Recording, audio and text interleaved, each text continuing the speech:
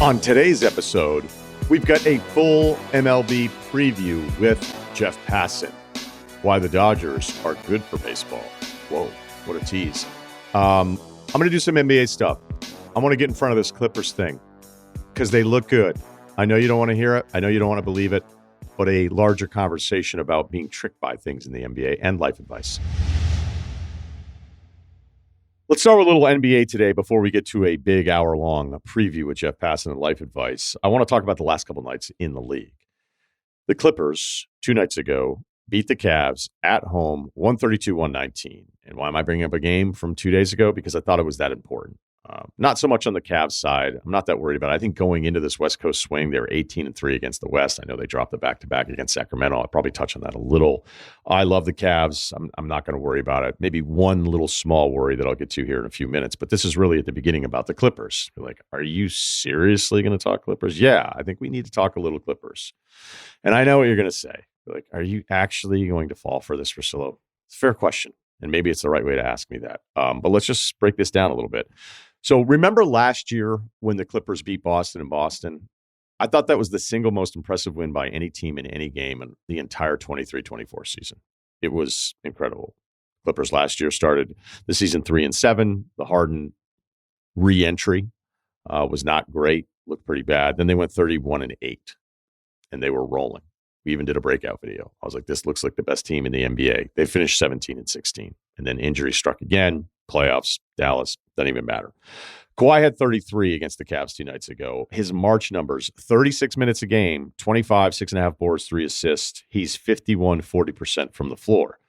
He's now taking almost 20 shots a game, which is up from 16 in February. A lot of this has minutes even going back to January as well. But look, he's right back to his career shooting numbers. You could look at the free throw attempts and the rebounding decline there, especially in the free throw side of it, and see those. Those are kind of the signs of age for a perimeter scorer. You start getting a little bit worried when you see the free throw attempts go down. But of all the things you could look at numbers-wise for him, that's the only one that really jumps out. But I thought the thing that I really loved from him is there was a couple times Mitchell's trying to bring the ball up late, fourth quarter possessions. I do think the Cavs, I was tracking good misses. And some coaches kind of drive me crazy. They get your ass kicked. And it's like, we had a lot of good looks the entire night. It's like, are you just saying, does everybody just say that all the time? Or is that a weird kind of, hey, we run good stuff. Those guys miss shots. I think it's probably all of those things. But even though I like some of the Cavs misses during that fourth quarter stretch where I was looking at it, Mitchell, like Kawhi wanted to pick him up at half court. Like he got into him a couple possessions, like just on him. And you're like, he's the effort level and his movement again. You're like, this is kind of what it's supposed to look like with Kawhi. And then, of course, you've got Zubac who goes off. Norm has barely been back. He's been back 3 games, but it's really only been 2. If you look at the season numbers for this group, offensively, they've been 18th. Defensively, they've been 3rd. There was definitely a priority in kind of switchable wings and different perimeter options for this team defensively. Last 15, it's been the last 15 games, I should say, it's been a bit of a pivot from where they were. They're better offensively at 11th. Defensively, they've fallen off to kind of middle of the pack the last month. I don't know if this is a priority change or if it's just that Kawhi's coming back. So let me dig into that a little bit deeper. If you want to go last 8, again, winning 7 of 8, the offense is 2nd in the league. That sampling feels just like, do we mislead ourselves with some of that stuff? You know who the number 1 offense in the last 8 games, just to emphasize the thing I'm doing here? San Antonio's number 1 in offense, right? So does that actually mean, hey, that's the best offense in basketball? Well, yeah, for 8 games. So defensively, they've been 6th. They shoot it really well. So the point that I'm kind of making here is that have they philosophically pivoted from let's just be really good defensively and we're not going to be so good on offense? Or is it that Kawhi is back to like a fully formed offensive version of Kawhi, so the offense is just going to be better and they're going to play some of the defensive minute players less minutes here? The Ben Simmons thing kind of feels done a little bit. Chris Dunn does play. There's also some shooting stuff here where if you really dig into it in March, you've got Daniel Jones, Bogdanovich, Coffey. And by the way, I can never quite figure out Bogdanovich. I've always liked him. But then I'm like, do I like him too much? Is he actually not that good? He's always been able to shoot it, but I always thought like there were moments of Sacramento and early Atlanta with Bogdanovich where it was like, he's not just some guy that spaces the floor. He actually is pretty athletic and he gets into his stuff. If he's shut off, he can find a way with his dribble to find himself room to get off a better shot as opposed to some of these catch and shoot guys. As soon as you move them off the spot, they have no chance of ever resetting and then shooting again. It's another reason why whenever I argue about shooters, I'm like, I don't want to just look at 3-point percentage and say this guy's a better shooter than this one because his 3-point percentage is better. We should be able to look at the players and be like, okay, but is that guy only good at shooting from this spot and only good in this scenario? Or can he do it off the catch? Can he do it off the dribble? Again, it's why Steph is always going to be the standard. So if you look at the dispersal of 3-point shots in March, you have 14 shots from 4 players, Bogdanovich, Coffey, Batum, and Derrick Jones Jr., where their percentages are 52, 44, 53, and 41% from those 4 players individually, again, on 14 shots. So are those shots, could be the shooting variance, part of it, but are those shots just better shots now because you have 2 on-ball creators where Harden's going to get you the numbers. He's going to put you in some good possessions. I think sometimes he passes up on shots that surprises me and then takes other ones that I don't know why he took them. Sure, he's going to slow you down. I don't need to do another Harden rant with this, but for what they needed from him, especially in the non-Kawhi stretches of the season, he was a huge win for them. And again, really, I should say 3 on-ball guys because once Norm is back to full Norm Powell, that's 3 on-ball guys that they're all really going to like. So maybe the offense is just going to be better because of everything that we're talking about here. Zubats, love them. You can get into some of the rim protection filters and not love all of the stuff, but at the same time, if you look at the 6-foot in sorting stuff, there's some really good numbers based on expected field goal percentage. I think there's probably always a bit of a concern depending on a playoff matchup. If does he get in the way on some of the matchups without him out there? Do they have a 5-out option? Him being this traditional center, does that work against some teams, not work against other teams? Is he a guy that's like, man, he's so underrated to, hey, they need to take him out for these 8 minutes because this isn't going to work? Maybe all those things are on the table. I guess I just really like him. I love his effort. I love how hard he's played and the player that he's turned himself into, and that he's just going to make rebounding an absolute bitch for you. And the fact that, he had some plays where he was just sealing the big guys for Cleveland and physically, like, they weren't really going to mess him up all that much. So there's just a lot of stuff here I like about the Kawhi version of the Clippers, but enough to trick me. That's kind of really what we're asking ourselves here. Like, are you going to fall for this? Are you going to allow the Clippers to trick you into this? Because they're the 7th seed today. They're a game out behind Golden State in the 6th spot. They're tied with Minnesota, who's dropped a couple. And I want to get to a thought on them really quickly. This whole 2 through 8. I mean, look, Minnesota's not catching Houston as they're 5.5 back. Houston's a 2 seed today. But what if it were the Clippers, Houston, this version of the Clippers 7-2 against Houston? That's not a walkover, man. It's not. And if you're just going to hit me back with somebody's going to get hurt from that team because they always get hurt, yeah, it's fine. The history would tell you that you're right, but that's not really analysis. I'm just saying, be prepared. If this continues through the rest of the regular season, be prepared for people picking the Clippers in the first round and then getting real wild with the thoughts. But again, it gets back to, am I going to let the Clippers trick me again here? Because it's just a lot cooler to just be dismissive and say, nah, it's fine, right? I actually don't think that's cooler. I just think it's the preferred way of talking about this team. But that game 2 nights ago was special, all right? That was special effort. Cleveland was geared up for it. Cleveland's lost last night. They didn't have Garland. You could go to the back-to-back, but look, you want to talk about teams not having dudes? No Levine, no Sabonis, obviously, for Sacramento. They played their asses off. DeRozan was incredible again in the 4th quarter. And there's even a little Cleveland thing there where I've talked about where I didn't care if they had swept Boston in the regular season. There was no way I was going to pick them against the Celtics in the playoffs. That's how I'd felt. Trade deadline, they bring in Hunter. At least they have some kind of body to be able to come up against the wings, because there were just too many times in the Celtics where it felt like between White, even Drew Holiday, but then more importantly, Brown and Tatum, it's like these perimeter guys are going to get stuck in constant bad matchups. And I don't know how I could pick against Boston knowing that that's going to happen. So have I overrated the Hunter acquisition by just at least having that option? There's an argument to be made that I have overrated it, but again, I just like the pickup for them. And then I was watching it specifically last night with the DeRozan matchup, because then at one point I'm like, why isn't Hunter on DeRozan? Well, that didn't last very long. And then I'm watching Hunter. I'm like, is he a little too upright? Is there something about him defensively, even with the length and athleticism, that there's not, like, I'm giving him too much credit as this defensive option against the Celtics in the East? And then they were actually switching into Mobley, where he got Mobley on a layup, and then he hit Mobley for a step back jumper where Mobley played it perfectly on the step back, but DeRozan got him up on the first one. And it's like, well, are they switching off a Hunter for a reason, or is it because they just want Mobley away from the hoop? And sometimes you just want the center in the action or the power forward, depending on what you want to do with Mobley, because Allen was out there with him. So look, wild night at the Russillo household last night with all these thoughts running around in my head. But, you watch this many games, you're like, what would I allow myself to be tricked into? Am I tricking myself into Hunter? Am I tricking myself into the Clippers? Am I tricking myself into Zion? Did you guys see Zion last night?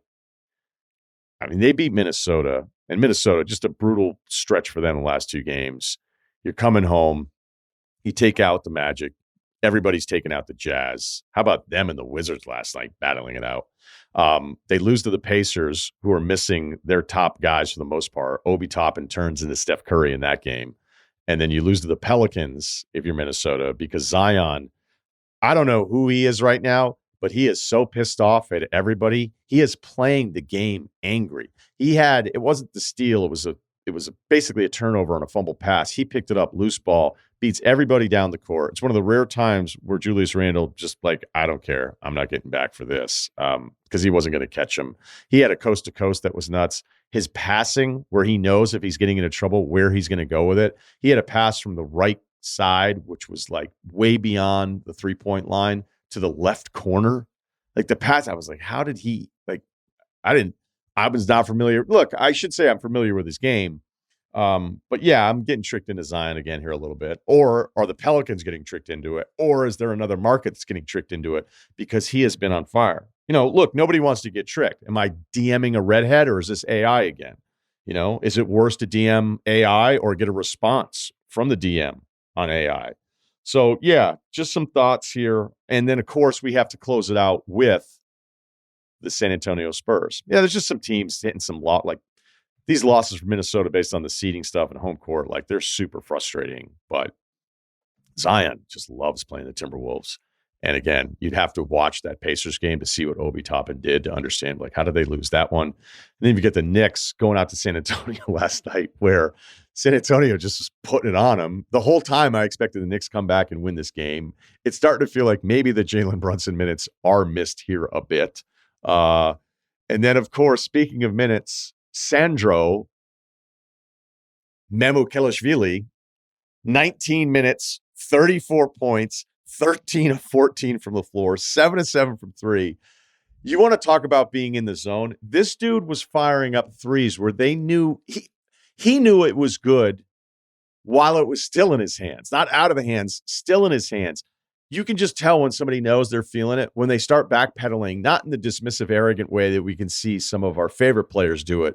But Memo was just like, yep, that's in too. And I mean, Cat was getting frustrated. Like, this is the time where Cat's not closing out, where I'm like, I don't even know you can get mad at Cat on any of this stuff. So if you had never watched an NBA game and saw Mamu doing what he was doing last night, I think there was a number, he had 20 points in 9 minutes or something.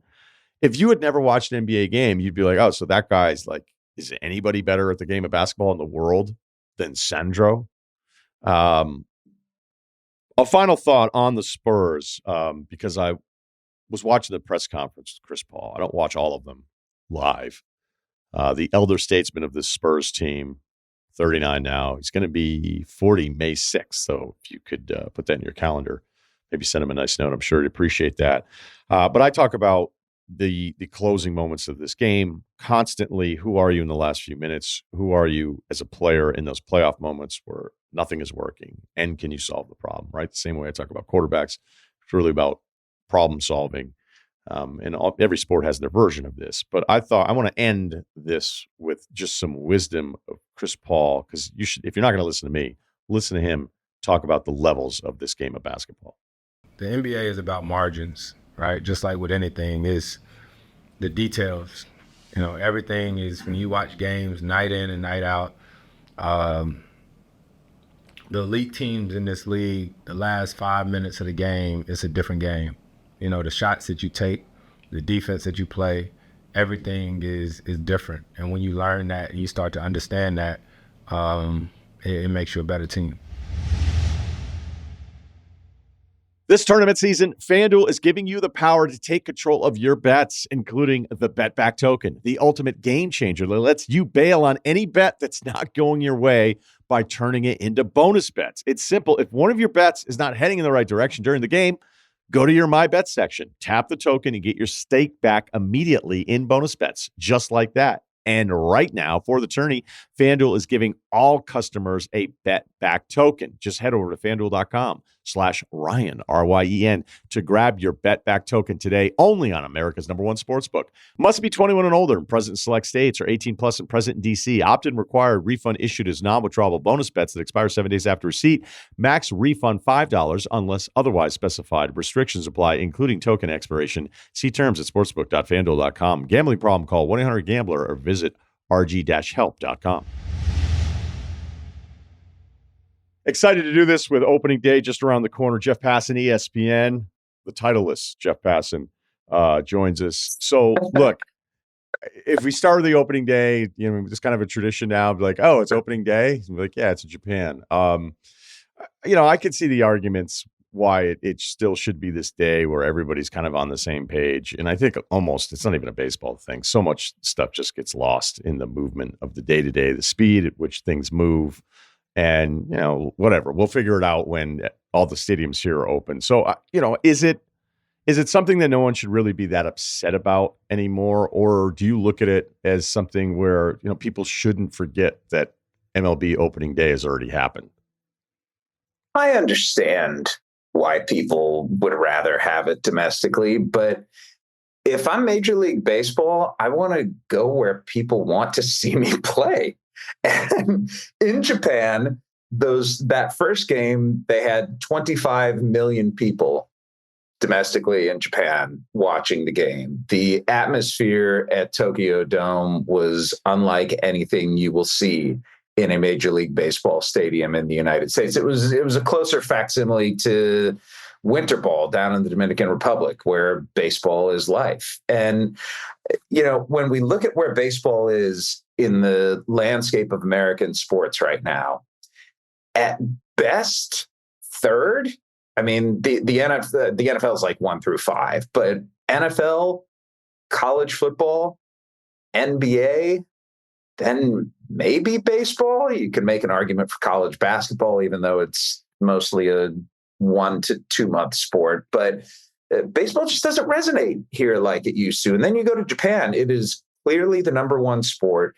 The best player in the world and the best player maybe we've ever seen is from there. And it is ubiquitous. I mean, Shohei Ohtani, if you go read Tim Keown's story on ESPN.com, Shohei Ohtani is the biggest celebrity in the entire country. And you have Yoshinobu Yamamoto starting against Shota Imanaga in game 1. And you have Roki Sasaki pitching for the Dodgers in game 2. And I guess I would counter the people who say, why would you start there, with why wouldn't you start there? Why wouldn't you capitalize on this idea that we want to be where people want to see us play? And we want that atmosphere that we simply don't get in the United States. So maybe that behavior can be modeled and replicated here. And I would love a world, Ryan, in which Major League Baseball domestically here in the United States has the passion that they do in Japan and in Latin America and in other places around the world where it does remain the #1 sport. When it first happened, I did not like it. I didn't just like the idea, even thinking of like how you would do a show and be like, it's bad if we're going into work not thinking about opening day as a topic today. But I think bigger picture, I can understand it, even though I think some of the baseball decisions going back to C-League were always kind of quick fixes, not having the eye on the long-term part of this. But, if you look at attendance increase, back-to-back years for the first time in over a decade, if you look at some of the local television deals that you've seen, it might not, I always joked about this, but if you worked for baseball, if you worked on the business side of things and said in the room, like, maybe it's not a bad thing if we own this 1 or 2 month part nationally, because I still think the baseball playoffs product itself is up there with I think anything. It's tough to argue with playoff hockey, but the drama around that, the fact that it's been expanded, which I don't necessarily love because I think it makes the 6 months kind of irrelevant, and just the model of like who you have to be for 6 months as a team versus who you need to be for a few weeks as a team. It's like, well, what was the point? It's like, well, the point was we could sell all of that local television revenue. So, like cool theory, but when I look at college basketball, it is not even close to being the same. I used to watch it more than the NBA. I used to look forward to Big Monday, the Pac-12 games late at night. I loved all of that stuff. And now it just doesn't even register for me. But I know with the tournament starting today, like I can't wait. I can't wait to just dig into this thing. And that maybe just having yourself positioned for a moment is the most important thing, because I just don't think the daily consciousness nationally of baseball is coming all the way back. Anyway, look, I don't want to turn that into a conversation that we've already had a bunch of different times. So let's just pivot it to the Dodgers then, because the headlines, whether it was last offseason, this offseason, the $1 billion in deferrals, them taking the mantle, I think at least conversationally, from the Yankees, where you just looked at the Yankees. And of course, back in the day when I was super into it used to drive me crazy. I'm like, they win because they just get to pay for the best player every single time. And now the Dodgers are doing it in a way where it's not just getting the best players available, it's deferring the money, which appears to like is a new tier of pissed offness from other fan bases. It is. And I'll be honest, like, I don't think it's earned.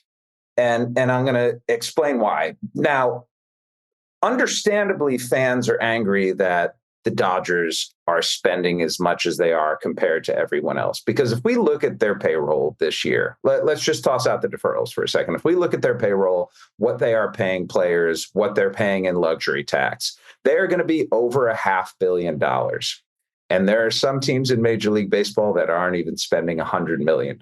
And so the disparity between the Dodgers and not just those low-level teams, but if you look at the Phillies and the Yankees and the Mets and other teams that are sort of in that $300 million range, like it's a big gap there as well. But I think the Dodgers, they understand that Shohei Ohtani is not going to be in his prime forever. And Mookie Betts is going toward the end of his prime, and Freddie Freeman is going toward the end of his. And I had this conversation with someone yesterday. If you're the Pittsburgh Pirates and you have Paul Skeens and Jared Jones and Mitch Keller and you have Bubba Chandler coming, you have all these pitchers who you either know you're going to trade a couple years down the road or maybe they're going to blow out. Why don't you go for it right now? Why don't you not just use that window, but open it yourself? I think the Dodgers see that there's a window here for their stars, and they're trying to capitalize on it and maximize it as much as they possibly can. And they have used the tool of deferrals to do so. Now, I'm not going to say deferrals get a bad name, but I think they're misunderstood. I love that phrase. Yeah. Go ahead. Shohei Ohtani is having $680 million of the $700 million he's guaranteed, Ryan, deferred for 10 years. He is making $2 million a year. That doesn't mean, though, that the Dodgers are paying only $2 million. What they have to do, because of the collective bargaining agreement and rules in place, and the Arizona Diamondbacks almost ending up in bankruptcy because they deferred too much money and couldn't pay it, they put guardrails in there. And so the Dodgers have to take about $46 million in cash every year and just sock it away into an account that is going to grow to $70 million a decade down the road. Also, let's acknowledge deferrals are actually good for players. Like, if this was not benefiting players, they would not be saying, oh, you know what? Go ahead, corporation. Keep my money for the next decade out of the goodness of my heart and because I'm a kind person. No, they're doing this because what you can do with deferred money, with signing bonus money, especially if you're a team in California, is that you can get tax-free. This is just a tax play by players. And the Dodgers are taking advantage of it, whereas other teams in California have not done so. So, is it shitty to look at it and say, oh, they're just putting this off for years to come, and that's how they're winning? Yeah, I mean, it's not ideal, and it just feeds the fire of the Los Angeles Dodgers being the new evil empire. But the notion that deferrals are why the Dodgers are in the position that they're in, or that they're really all that big of a deal, I don't buy that. I think it's just a tool that they're using better than others. And it happens to align with how the Dodgers operate. They do most things better than others. They draft better than others. They develop players better than others. They scout in Latin America better than others. They convince players that you want to be on this team better than others. And that's how you get this juggernaut built. It's not one thing. It's a confluence of all of these little areas in which they excel. What's new about Ohtani? He's pitching again. Like we're gonna get that version. Last year's version of Shohei Ohtani, I don't know if it was my favorite, but it was the most surprising. And all this guy has done his entire career, because I'm a rube who doesn't believe that outliers, like I can't predict outliers. I couldn't have ever fathomed what Ohtani's career would look like at the beginning. Didn't think he could go both ways. Wrote a story his first spring training saying he couldn't hit. Felt like an asshole pretty quick. And eventually got back to the point where it's like, okay, yeah, he can do this. Then it was, there's no way he can sustain this. His body can't hold up mentally. He can't hold up. Guess what? He can. Then he blows out for a second time, has Tommy John surgery, and as he's coming back, it's like, okay, we're going to get to see him like as a full-time hitter now. I wasn't thinking about stolen bases, though, and he goes and rips 59 bags the next year and becomes the first 50-50 player. What Shohei Ohtani does, I think, better than anything is he fits himself into where his skills are at that point. He has all of the tools in the world. Right? He can do anything on a baseball field. But last year, he couldn't pitch, so he needed to become a different player, and he is the ultimate chameleon. This year, he's coming back. He's going to be on the mound, it looks like in May or so, and we're going to get to see that apex version of himself, hopefully, where he is still an elite starting pitcher and remains one of the best bats in the big leagues. And the fact, Ryan, that he got through last season, like, remember the beginning of last season when we were talking? It was like, is he going to get, caught up in this disaster of a gambling scandal that is reaching like the highest levels of Las Vegas and has had a federal investigation into it for 2 years? And then we hear his translator on tape calling up a bank and taking out money in his name. And it turns out, Occam's razor said, well, if this guy is connected to Ohtani, he's probably, no, it looks like everything was above board and he was just stupidly innocent and didn't keep his eye on his money. And I don't know what it's like to have hundreds of millions of dollars, but I don't know that I would be going and checking my bank account all the time if I was so rich I didn't have to worry about anything. So I'm not going to give him a pass. Like, we're adults. We should know where our funds are. But at the same time, being able to get through that, all the noise, and then turn in the season he did, as exceptional as Shohei Ohtani is at all the physical elements of baseball, Ryan, the mental capacity and the fortitude that guy has to go out and do what he does on a daily basis is, to me, every bit as impressive.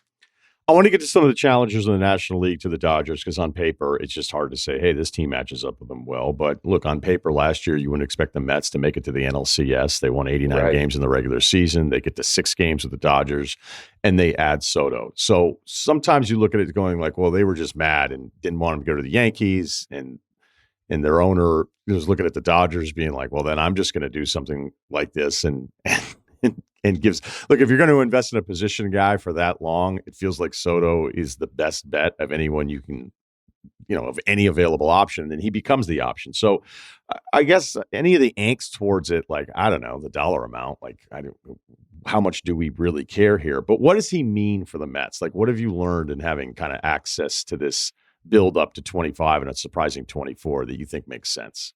I'm in Port St. Lucie now, so I'm actually at Mets camp yesterday and the next couple of days, and like the vibes are good. I think the Mets understand they're in something of a transitional phase right now. The first couple of years of Steve Cohen's ownership, it was like, okay, let's use the checkbook and bully the shit out of everyone and win that way.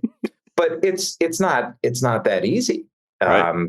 The best team that they had was the one that had the fewest expectations on it. And so in order to match up with a team that has all of the things cranking like the Dodgers do, it takes time and it takes the right people in place. And I think David Stearns is the right person, but it's really interesting to me.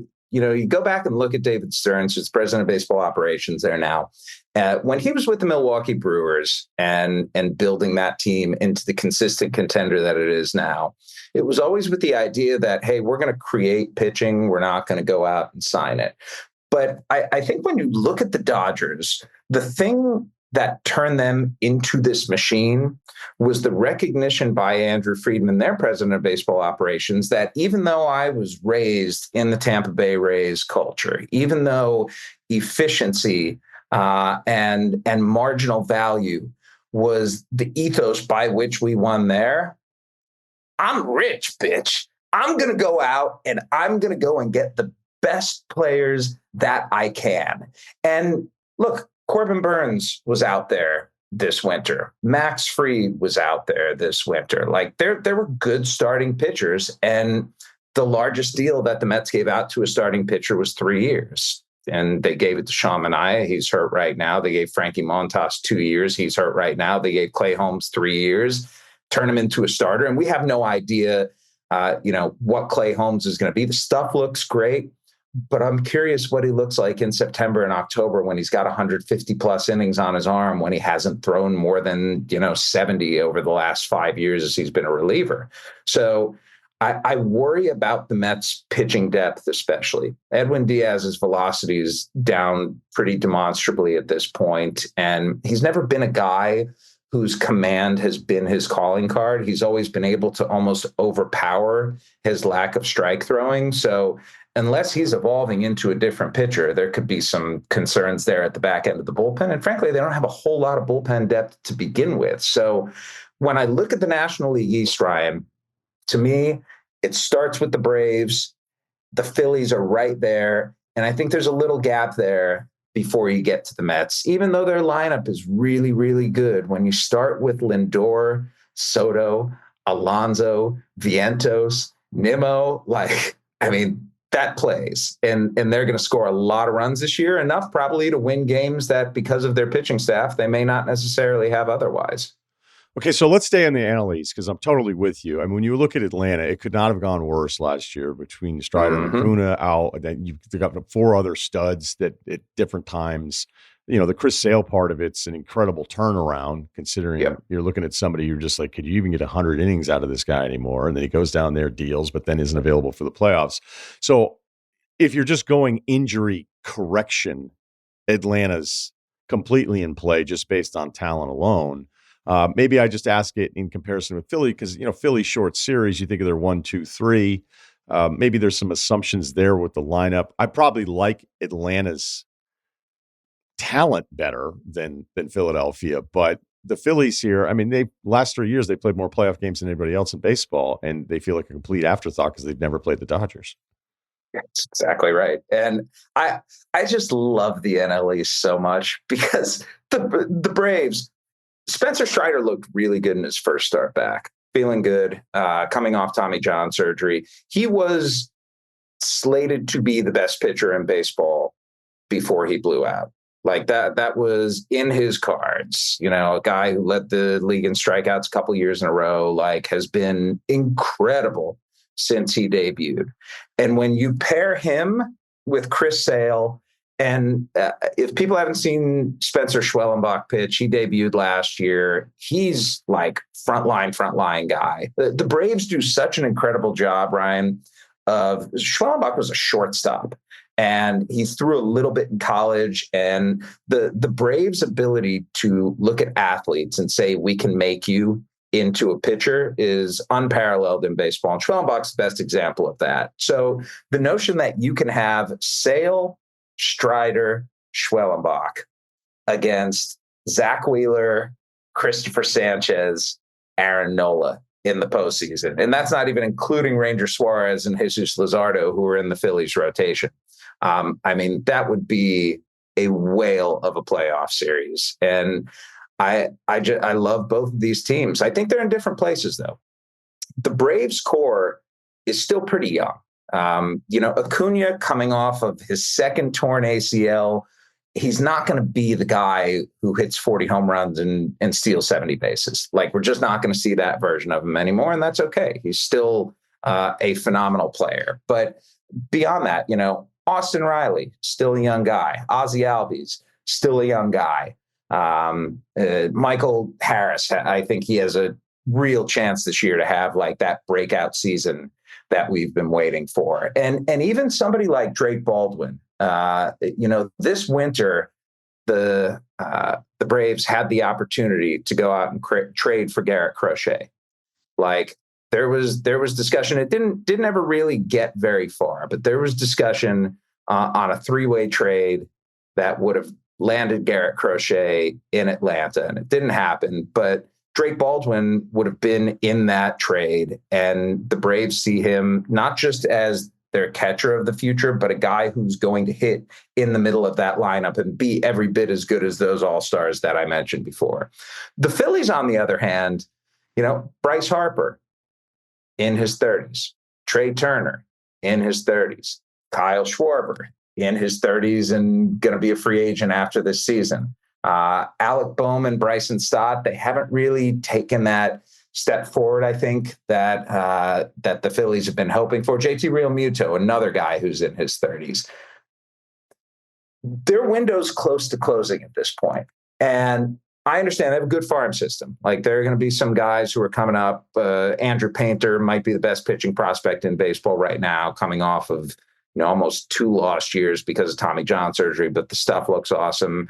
And they've got some younger guys as well, position players and pitchers, where I don't worry that the Phillies are going to, have that same sort of post-2008 dip where they had a few really, really bad years. I think they're going to be able to sustain it. But man, when you have position players getting into their 30s, you just can't expect a whole lot from them on the tail end of those contracts. And those contracts, Ryan, Trey Turner, 11 years, Bryce Harper, 13 years, they're long deals. They're going to take them pretty late into their careers. So I think the Phillies really feel like this is the year that they have to do something, because all they've done is go backwards since reaching the World Series a couple of years ago. They have not improved, and getting knocked out by the Mets last year was pretty embarrassing. Is Arizona in play here? Because if you look at the rotation, at least matching up, I mean, again, not on paper with the Dodgers, the fact that Carroll doesn't hit for months, and then once they finally kind of turn it on, like, this ended up being the best offense, at least run score, of the National League. So I guess all of us are so focused on the NL East and this carousel of what could happen here that it feels like Arizona. I mean, again, we haven't even mentioned the Padres here yet, because I think there's a lot of Padres assumptions because that series was so great. They've got the studs in the lineup. They've got the top of the rotation. Michael King's probably one of my favorite pitchers in the bullpen depth. Awesome. But there's still like 4 guys that are missing that were major contributors. All of my Profar stock finally cashed in, even though he's gone now. Speaking of Atlanta, but I guess I'm just looking at the NL West part of this, and I'm just going to apologize to both central fan bases here in both leagues, because you're not going to get a lot of depth in this interview with Passan. But Arizona, here we go. Can we do the central right now? Sure. Okay. Not very good. That's about it. I mean, it's going to be a race to 88 wins in both divisions. Now, on to the Diamondbacks. Good, because I have some AL Central thoughts too, but we'll figure it out. All right, so go ahead. I appreciate you bringing them up because the Dodgers are the Dodgers are just consumers of all of our energy and all of our attention, and the Diamondbacks kind of fly under the radar. They went out and signed Corbin Burns this winter and added him to a rotation that includes Zach Gallen, who's been a frontline starter for years now, and Merrill Kelly, who's consistently good, and Eduardo Rodriguez, Brandon Pfaadt, Jordan Montgomery's still there. There's like 7 guys. It feels like they're breaking camp with at least, hey, the reality is 2 of these guys are going to be disappointing, and then there's teams that I'll look at and go, if this doesn't work, I don't even like your number 4 guy now, and it's March. So go ahead. Back to the Arizona point.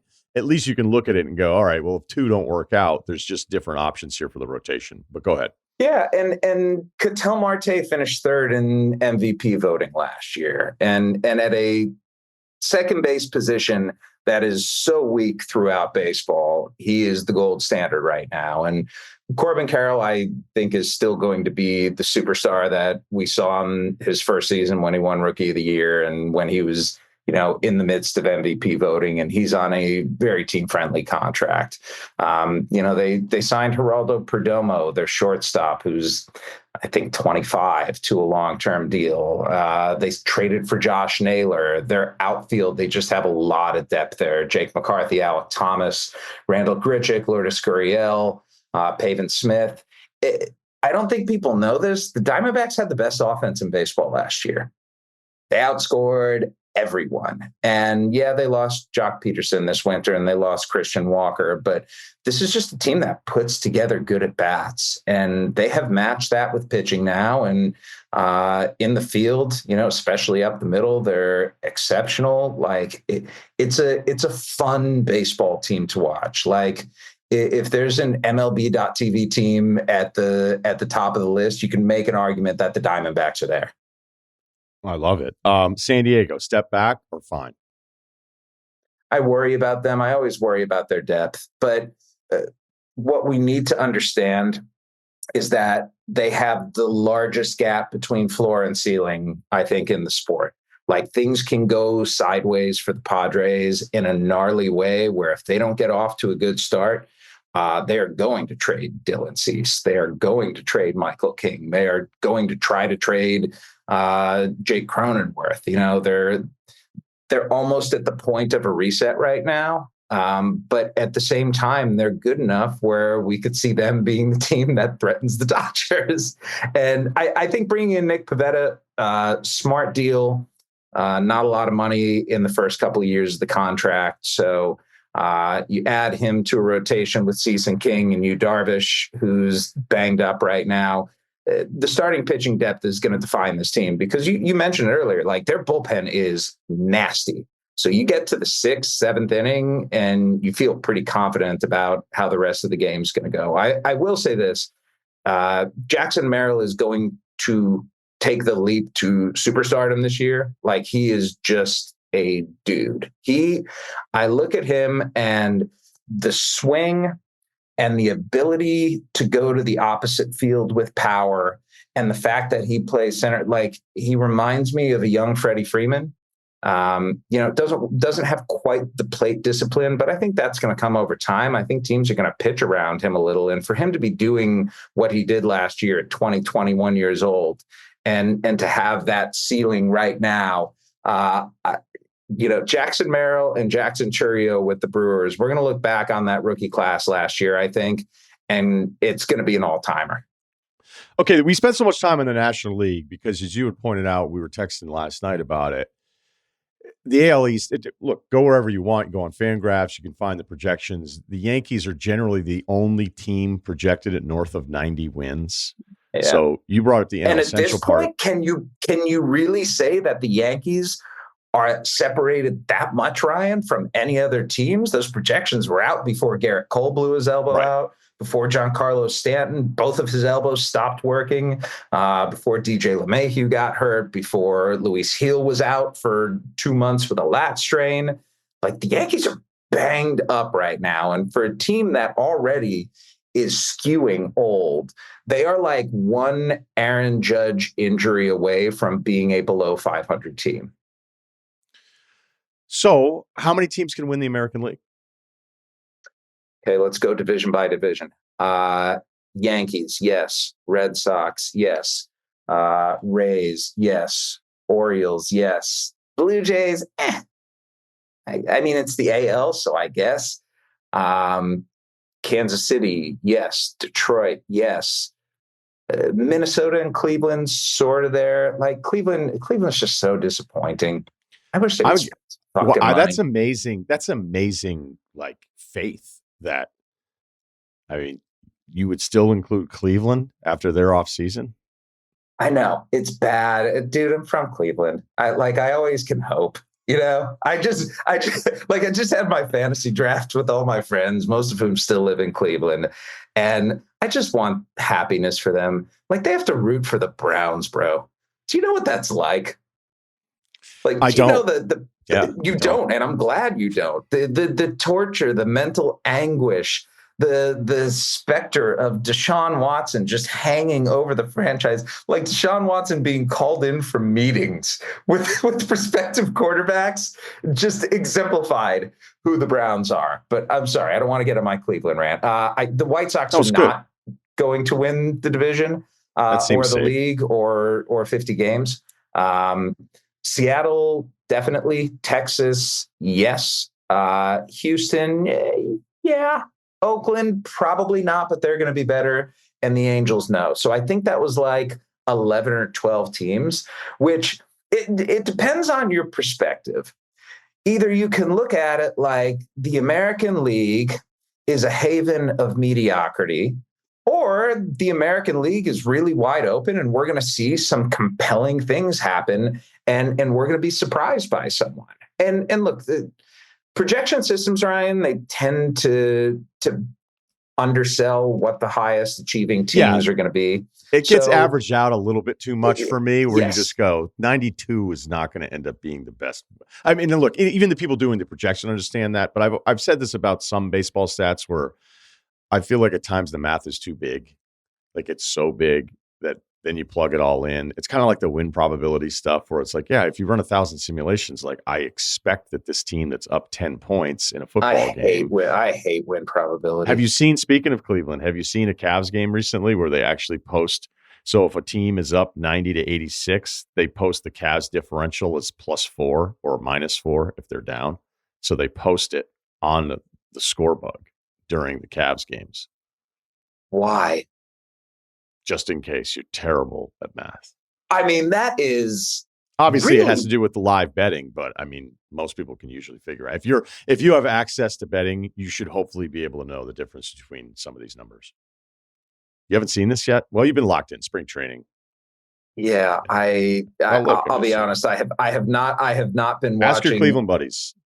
I will do that. What? Math isn't hard. Like that. Well, some is. I don't know. Well, yeah, fucking calculus is hard. Subtraction's not. All right, so let's because I think we agree here on what kind of some of the projection stuff. And look, clearly the Yankees healthy, they're the class of the league, but that's a huge if. And the Cole news is devastating, and I understand that, they spent a ton of money on Max Fried.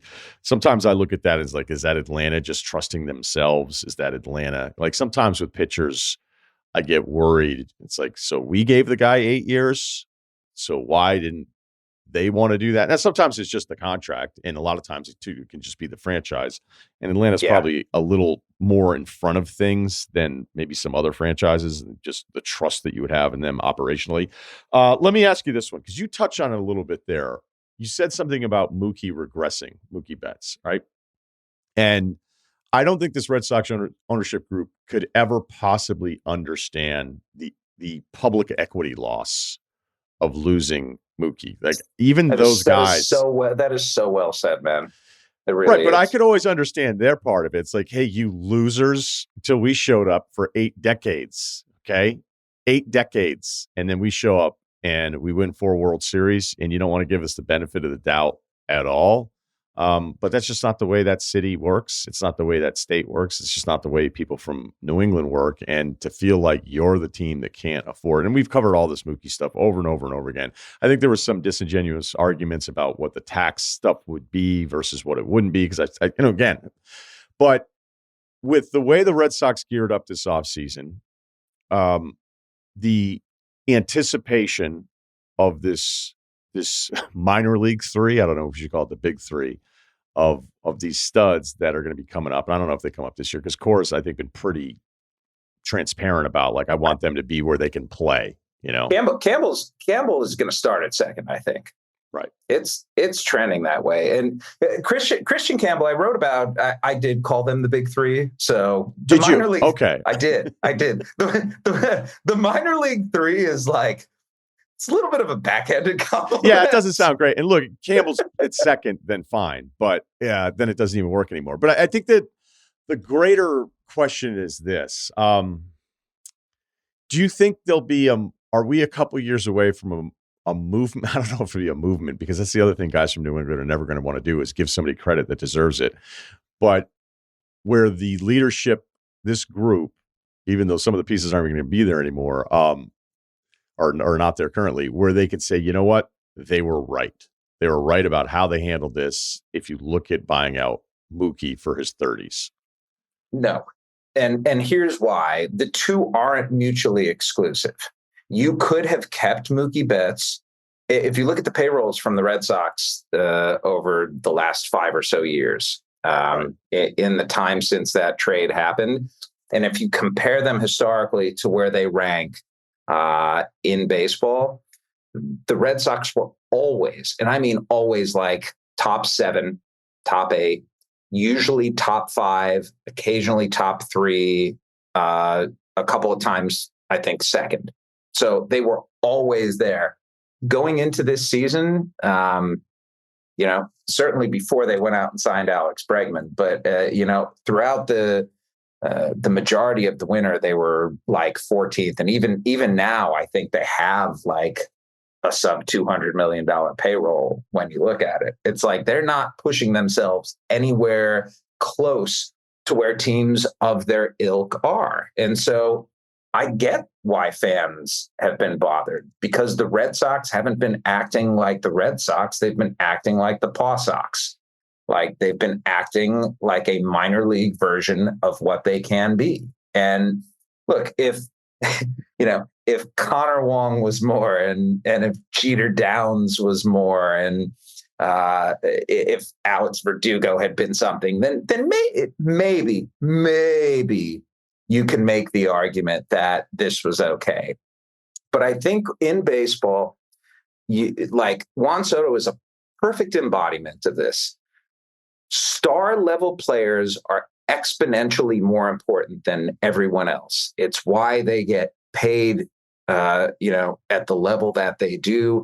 And it's when you look, like, let's say there's a good player who's worth 3 wins above replacement, and you have a Mookie who's 6 or 7 WAR. You say that, okay, that's only 4 wins above replacement. But when you look at the win curve, those 4 wins are quite often the difference between a first round bye and a wild card series, where you're going to be in for 3 games and you might get knocked out if you just run into 2 good pitchers on an inferior team.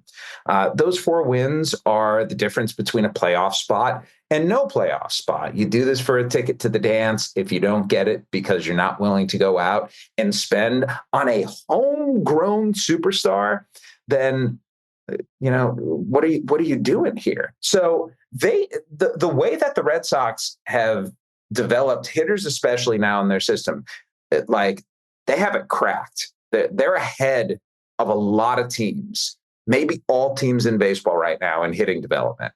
And I think they're going to be spitting out hitting prospects beyond Crichton Campbell and Roman Anthony and Marcelo Meyer, guys who, because of those big 3, don't get quite the shine on them, who come up to the big leagues and we're like, damn. It's almost like, remember when the Mets we're bringing up Matt Harvey and Noah Syndergaard and Zach Wheeler and Steven Matz. And who's the best one out of them? Jacob deGrom.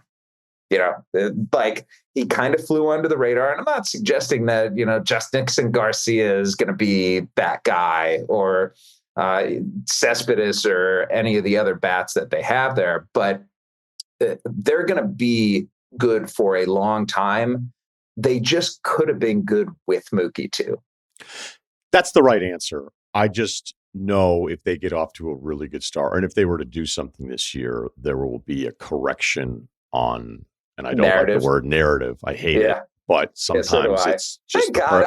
You know what? When did narrative grab hold so strongly? I fucking hate that word, man. Well, what I hate about it is we should have just updated the definition, because what it really is national guy says something about my team that I don't like. That's probably accurate.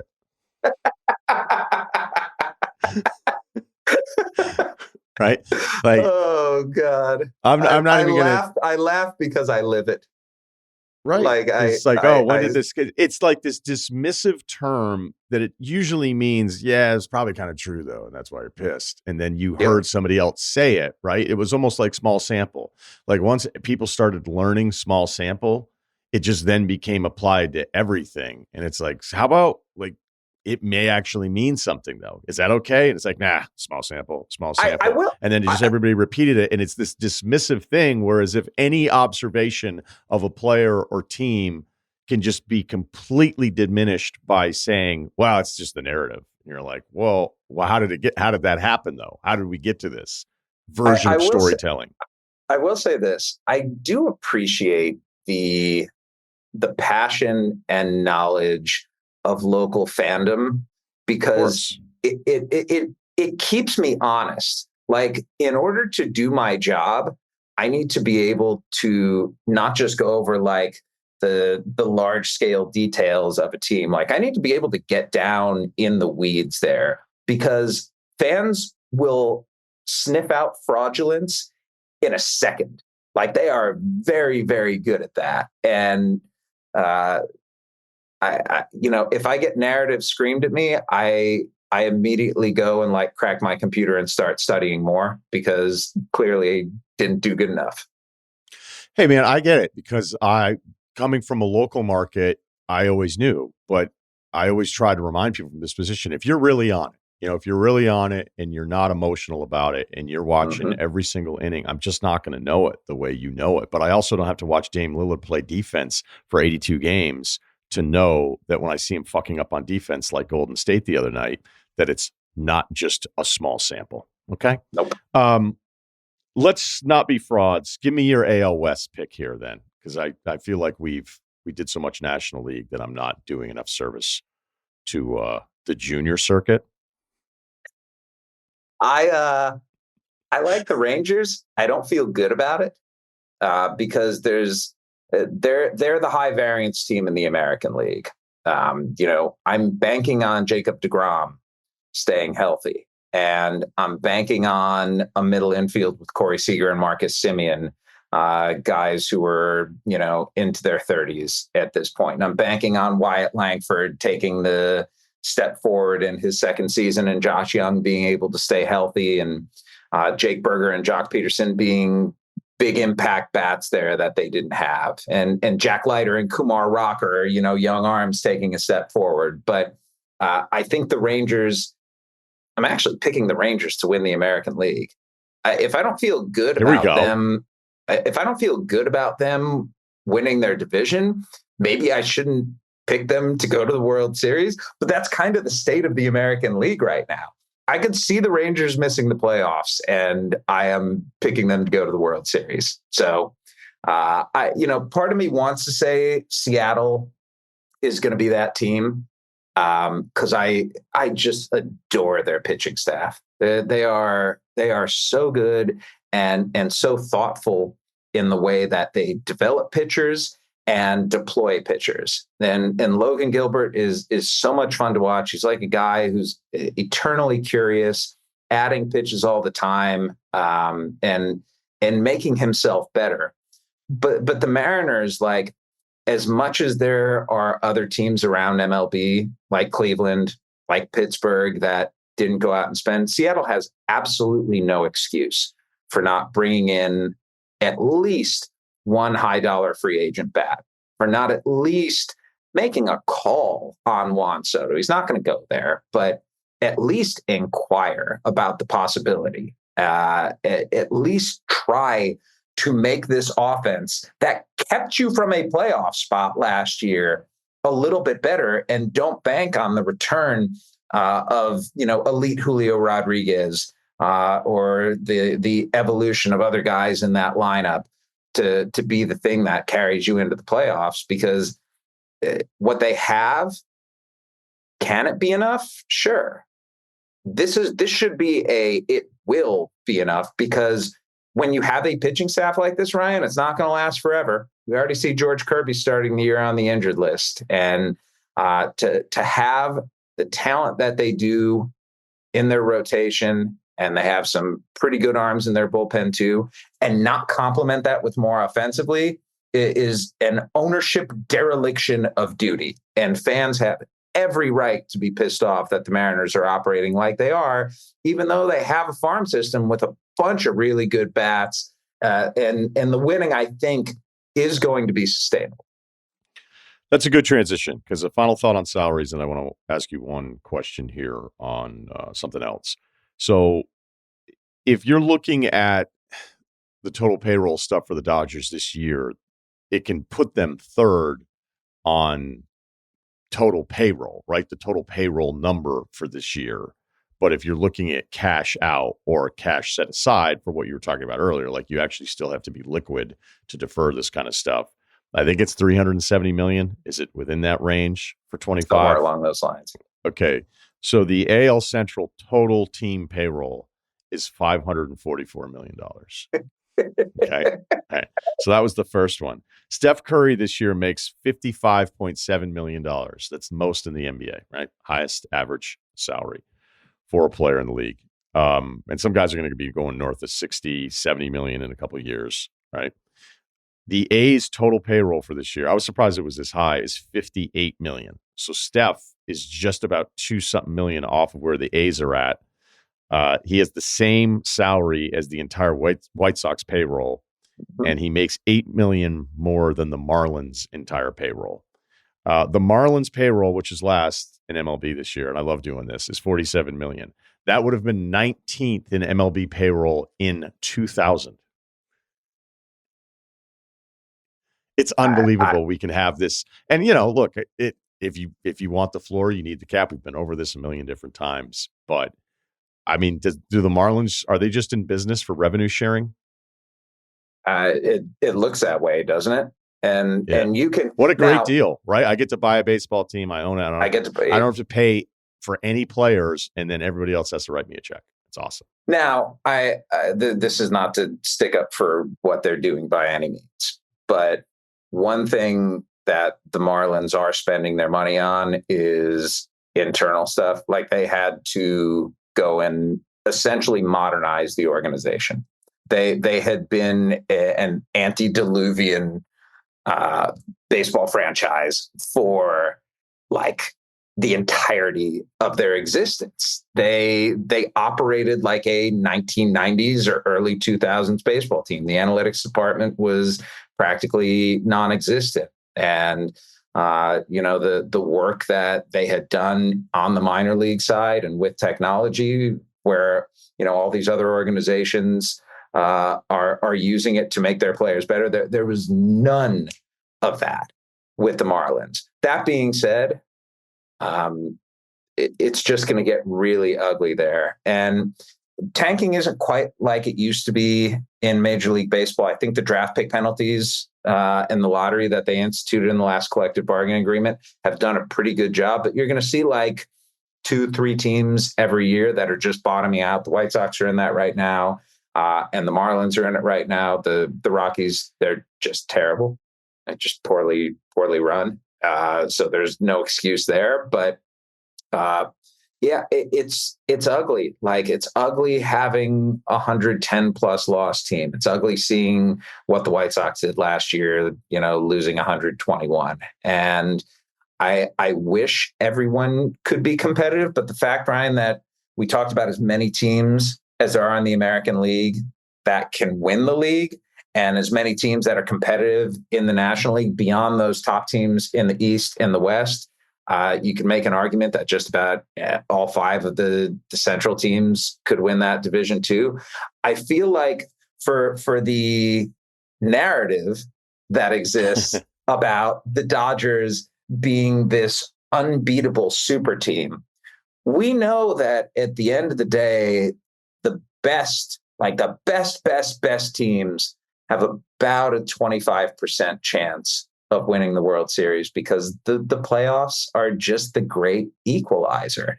And that's why teams want to be competitive enough to get in, but don't necessarily want to spend to the level that puts them at the top of the division, because 2 years ago, we saw the Texas Rangers and the Arizona Diamondbacks, two wildcard teams in the World Series. It doesn't take the best team to win in baseball. And if you are not going to have at least a hope of the playoffs, then bottoming out is what a lot of shameless franchises are going to do. It's why I appreciate the teams that even when they don't have a ton of hope, they don't just go and tear everything down to the studs. The A's for a long time were like that. Like, that was Billy Beane's ethos. I do not want to have a terrible team. Now, John Fisher made that happen eventually when he turned him into the Major League Cleveland Indians.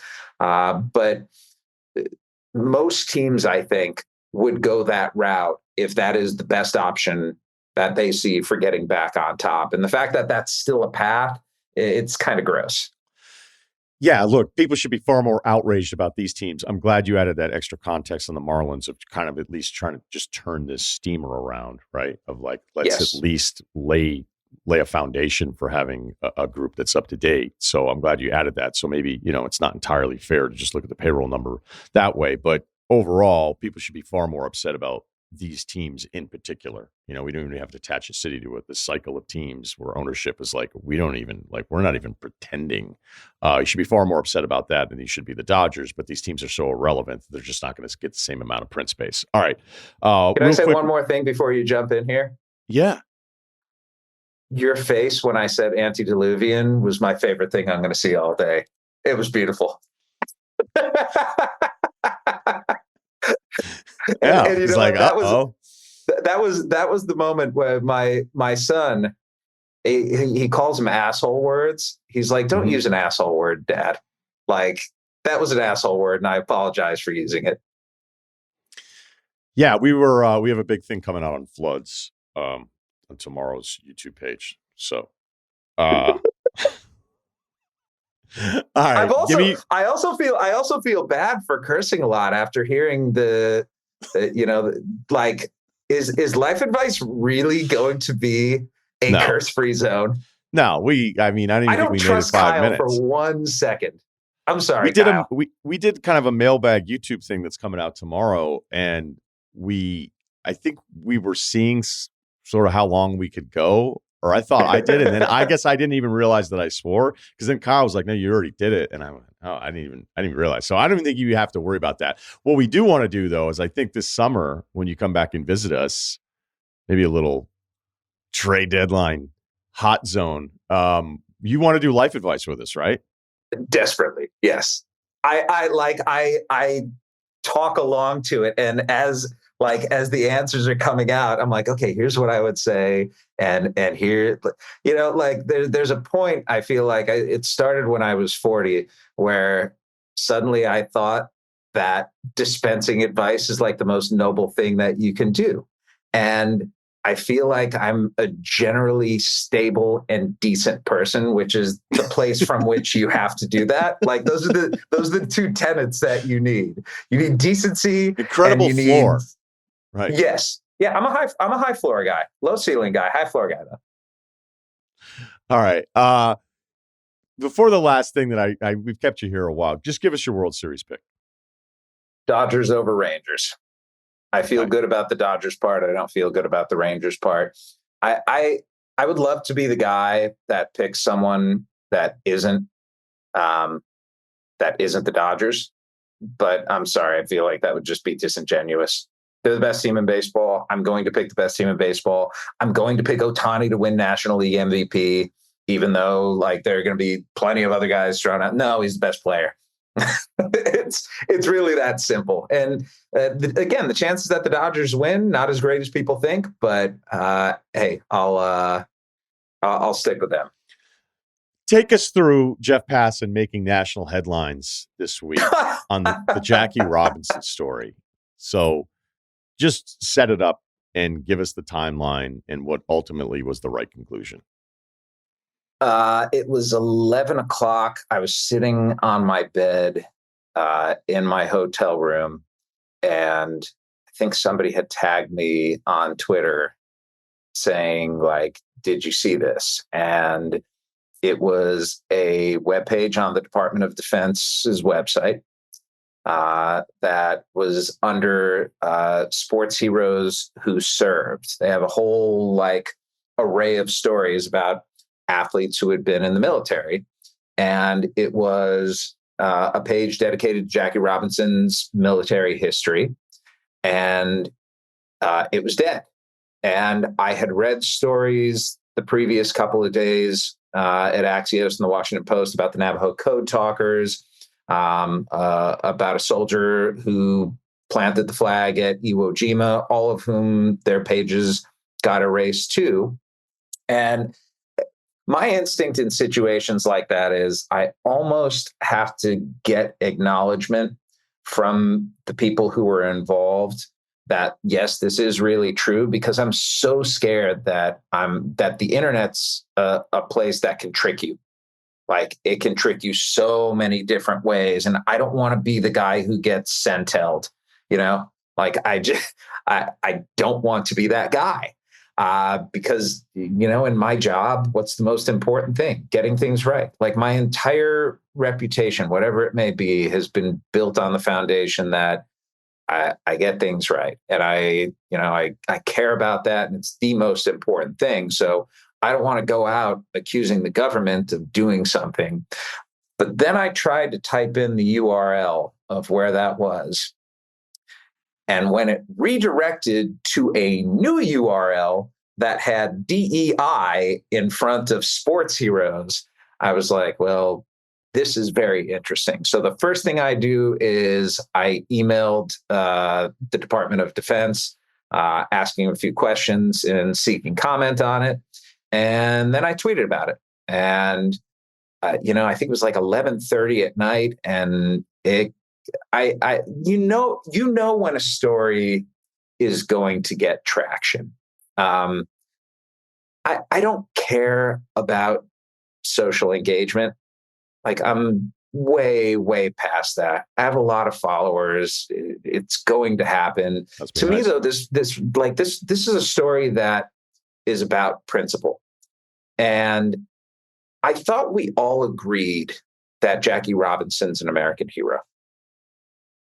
I thought that was a settled point, and not somebody who needs to be used for political reasons, not somebody whose legacy needs to be diminished in any way because our current president has a particular perspective on diversity, equity, and inclusion. Like I understand, like both sides of the DEI argument have gotten so nasty and so unfortunate, and to see it used as a cudgel the way it is, and to see Jackie Robinson be brought into it. Jackie Robinson is like the foremost example of why inclusion is a good thing. Like if we go and look at what Bob Kendrick, who runs the Negro Leagues Baseball Museum, who's a brilliant human being and just a wonderful contributing member to a better society. Bob said yesterday, the civil rights movement started with Jackie Robinson. Like baseball integrating was to me, if not the most seminal moment in American sports history, certainly among them. And to see, it's not just like that the DEI label was affixed there, but to see it affixed in such a negative connotation to somebody in Jackie Robinson who did so many great things for our country and for our world. It doesn't matter how I felt about it. This is a story. And so we did not at ESPN.com print anything initially. A couple other sites ran with it, but our process is we want to hear from the officials who were involved in this. And so we're waiting for comment from the DOD. And I'm in the Mets clubhouse, and I go out to my car, and I brought my computer along, and I open it, and the email's there, and open up the email, and I see the statement from the press secretary at the Pentagon, and it's like, wow. Like I don't know what to think about politicians now. Like, politics is so broken in every way imaginable. But when you see statements from press secretaries in Washington historically, they tend to be measured. They tend to have a little gravitas to it. This was just like bomb throwing. And so I presented it very simply. There was no opinion involved in this. Like I'm not here to be an advocate journalist. That was not the point of this. There's something that's going on in the world right now. And when it intersects with sports, I need to be the person who uses the credibility that, thank God, I've been able to build up over time to tell the truth. And so I'm not seeking any sort of, justice here. I'm not seeking any sort of remuneration. It's not that. It's that Jackie Robinson is such an important part of telling the American story. And it felt like this was being whitewashed. And, regardless of what the excuses that they had, it's back up right now. But sometimes people tell on themselves, and it felt like they told on themselves here. The fact that it's back up with this administration tells you that even someone on their side was like, what the fuck did we do? And I'm not super political, but I just think, like, I just don't understand the argument. Like, I cannot understand in today's climate spending all day arguing about politics. It's like two teams, two fan bases rooting for NFL teams that both are terrible on offense. And then one fan base makes fun of the other fan base because they didn't convert third and long. And then it's like, all right, well, now you guys have the ball. So, like, that's how it feels. And some people could be offended even by that. But I would say, just reading through the timeline of this story and then your explanation of, again, I would hope most reasonable people would be like, why would you spend any time on removing something like this? Like, what are you accomplishing of all of the things that you should be worrying about to go out of your way to do something like this for a story that, again, I would imagine most reasonable people would be like, that's a great story to be celebrated, and to take the time to take it down. So look, man, credit to you for being on it, and then, ending up with a story here, as minor as it is, as forgotten as it'll be in months, just for that moment for a couple of days.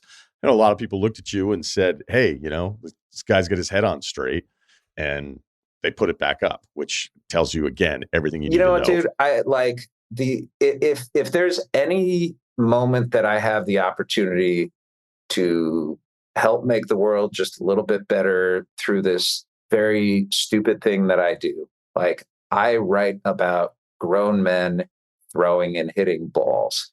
And I know that's a very simple explanation of it, but, like, we also need to understand this very simple thing that is the sports that we love. It ties in to the rest of the world. And yesterday was that moment with baseball. And I appreciated how much people care. Like, that's, the passion of the sports fan sort of spilled over into the political world yesterday. And these are two things that people have tried so hard to separate. But I'm sorry, they are always and will always be inextricably tied. Sports are life. Politics is life. The two are bound to intersect. Can't wait for next week, man. And credit to you again on that story from this week. And thanks so much for the time. Talk this season. I'm looking so forward to Life Advice, dude. Let's like get it on the schedule now and just July 12th. Save some good ones for me. It's gonna happen. All right. Thanks, man. Thanks, Ryan. You want details? Fine. I drive a Ferrari 355 Cabriolet. What's up? I have a ridiculous house in the South Fork. I have every toy you can possibly imagine. And best of all, kids, I am liquid. So, now you know what's possible. Let me tell you what's required.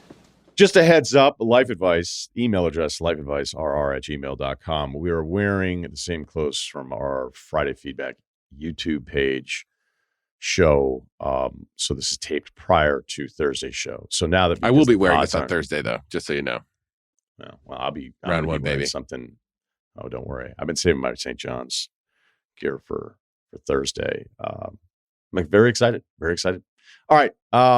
Let's get to it. Life Advice. All right. This one is timely. It's topical. It's really good. It worries me a bit that it might be fake, but we'll just go with it. All right. All right. So we have the sign off from the tribunal on this one. Okay. 27 what could years go wrong? old. 5'9", 225. I've got the height of J.J. Barea in the low post game of DeJuan Blair when he was on Pitt. I love getting down low and bullying people. That is a low center of gravity, man. I'm in a bad spot, gentlemen. I've been married for 3 years to my high school sweetheart. It's been mostly great. We're from the Midwest, so we got married young. You know it's great. You married somebody from the Midwest. That is, things were mostly great until very recently. Anyway, a few months ago, my wife and I were at a dinner party. There were 3 other couples there. After dinner and a few bottles of Charles Shaw, the hostess decides we're going to play a game. Somehow, she just $2 Chuck, dude. She decides on Truth or Dare. Is it $2 a bottle? Yeah, there's definitely certain ones that are $2 a bottle. I knew it as $2 Chuck. Inflation didn't get that? All right. Look up, price that out for us if you could. Arizona iced tea is still 99 cents. So just a great reference by Kyle. Just a great old school. Like when you could hear him laughing, I was like, there's a follow up there. Anyway, she decides on Truth or Dare. Now, boys, let me remind you again. $2.97 at Total One. All right. Great call, Kyle. Once again, he was on top of it. We're all in our mid to late 20s, not middle school. After a couple softball truths and elementary dares, my wife and I were called upon. Truth seemed like the obvious choice. The question we were asked, who are your guys' hall passes? Now, this wasn't something my wife and I had ever discussed, so I had no. By the way, I don't know that anybody really, I mean, sure, is there someone? Yes. But the hall pass thing is a lie. Like, no dude can be like, guess what happened in Toledo? Yeah. Gyllenhaal came strutting through. You said.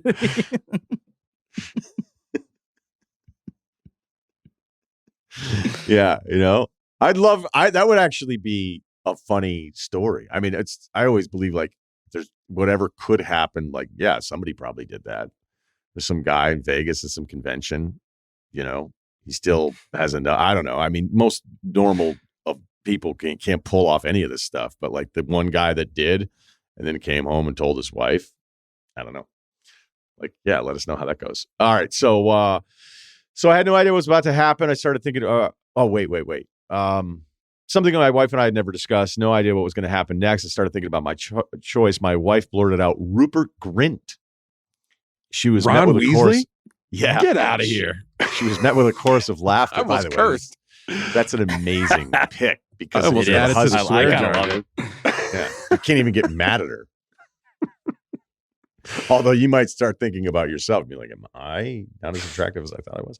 All right. So she was met with a chorus of laughter and flabbergasted visages. I've immediately quipped that she had my full blessing to hook up with Ron Weasley whenever she wanted to. My wife's crazy response bought me more time to think of my answer. I ran my tongue over the teeth fuzz caused by the chintzy Cabernet Sauvignon I consumed all night as I pondered the question. Maybe it was the buzz I was feeling, but I shrugged and nonchalantly said my hall pass was Bonnie Blue. Oh boy, Dude, that Not a that good could answer. actually happen. That sucks. yeah, dude. the worst thing. Who's that? All the women asked in No, unison. no. This guy's very, he's eloquent. As the men's faces all switched to sly smiles, a blonde adult film actress, my buddy answered matter-of-factly. The women's inquisitive looks turned to looks of disgust. My wife even called me a pervert loudly and moved her chair 2 inches further away from me. I shrugged, and that was pretty much the end of it. Fast forward to a week ago. See, I don't know. Maybe it's real. We'll keep This going. could be fake, though. If it goes the way I think you're going to say. Well, Was he on his spring writing, break? yeah, like he's such a good writer that I would wonder if he just was like, I'm going to screw with these guys and do a short story. So let's just keep rolling here. One of my buddies is getting married in May, and his bachelor party is in Cabo. There we go. Some of us married guys were dreading going as it was a notorious spring break destination. Do we really want to be surrounded by 18 to 20-year-old D-bags for a few days? Ultimately, 12 of us decided to go and pretend we were in college again. 12, good number. The first night we all arrived and kept it relatively low-key and just hung out at the main bar at the resort. The next day we obviously had to hit up the beach early and live it up. We got to the beach early and started drinking and doing some normal beach activities. After a few hours, we noticed a big commotion on the beach a little ways from where we were set up. Me and 2 other guys went in to investigate, thinking maybe a celebrity was there. Me and my boys were in for a shock. Right hand of God, Bonnie Blue was there. Now I believe this guy, Midwest, right hand of God. I don't think he would lie to God. Nope. Bonnie Blue was there. She had 2 big hulking security guards on her side and a sea of ravenous college bros encircling her. One of my buddies lit up like a Christmas tree and elbowed me in the ribs. Dude, your hall pass. Go for it, dude. My cheeks turned as red as Rupert Grint's pubes. No, dude, she slept with 1,000 dudes in a day. I don't want any part of that. Again, this can be the ego of man here. Be like, oh, so that's why you didn't have sex with her. Not the Although- OnlyFans account. Yeah. But the email continues. My buddy combated my words and screamed, "Hey, Bonnie, you're his hall pass. You're his hall pass." He then pointed down at me. Wouldn't you know it? And my bombastic buddy drew everyone's attention. Bonnie turned and looked at us with a smile and pointed at me. Shitting my bathing suit as she beckons me over to her. Before I could protest more, I felt hundreds of hands pushing me towards her as if I'm Lisan Al-Gaib. Next thing I know, I'm being eyed up and down by Rocksteady and Bebop, her security guards, and I'm standing in front of this blue-eyed British beauty. So I'm your hall pass, am I? What would you do with me if we were alone? I'm dumbfounded that I'm actually in this situation. Hundreds of phones are being pointed at me. I'm frozen with fear. I'm married, I finally stammer. If I'm your hall pass, it doesn't matter now, does it? She countered. I'm still dumbfounded about the situation I somehow find myself in. I'm standing there for what felt like an eternity. I said that I was sorry and ran back towards my group. Nice. Breathless and still bright red, I made it back to where our group was headquartered. I didn't even notice that the 2 buddies with me chased after me and were smiling behind me. My 2 idiot friends immediately tell the group what just happened. One of them took a video of the interaction. Everyone gathered around and said, around said friend with a predatory smile and watched me make a complete ass of myself. I found one of our coolers, slammed a cerveza to clear my head.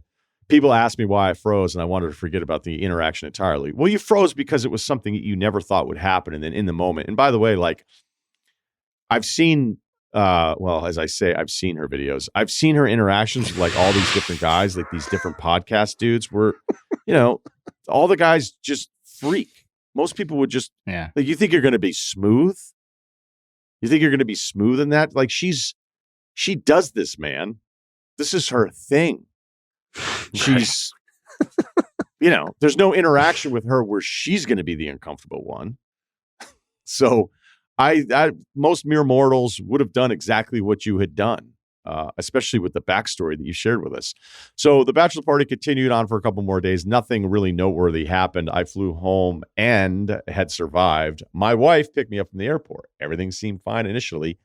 Quote, "So how was the bachelor party?" I gave a pretty generic answer and she seemed unsatisfied. "I saw the video of you and that whore. What the fuck were you thinking?" A million thoughts flooded into my head. And the first thing I said back was, "Who texted you the fucking video? I didn't do anything." She proceeded to yell at me and tell me how I embarrassed her, made her look bad. She wouldn't even let me explain myself. I was screwed when we got home. It was late and she told me I had to stay in the guest bed. And that's where I currently am. typing this email out to you boys. What the hell am I supposed to do? I don't feel like I did anything wrong. Do I just let her sleep it off and hope tomorrow she's ready to let me explain myself? I'm going to order flowers. Or does that make me look guilty? Help me. Don't order the flowers. I wouldn't do that. Yeah, I wouldn't do that. I mean, this is a great advertisement for not playing Truth or Dare when you're married.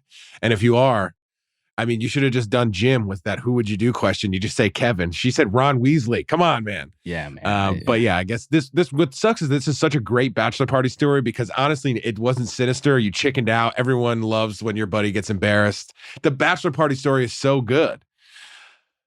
This part sucks. Yeah, I don't know, but I don't think the flowers is the move. I think you just have to be non-yell guy, try to explain. Someone else in the group is going to take the brunt of this blame for calling out to Miss Blue, I hope. That's that. Like you have to put that on someone else. She and seems I'm sorry pleasant. to that guy. I'll give her that. Yeah. You have to put that on someone else. This was not your fault. This was dudes going crazy in Cabo.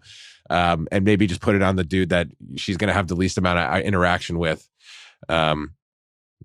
Yeah. Wait, so what do we think happened, though? Do we think she saw this? There's no way she saw this video just like innocently online. Did one of the dudes send it to his significant other who then sent it to her? Like, absolutely. 12 Which dudes. is the worst part about this. There's room for leaks with 12 guys. 12 guys. Yeah. There's one guy that sucks in that group.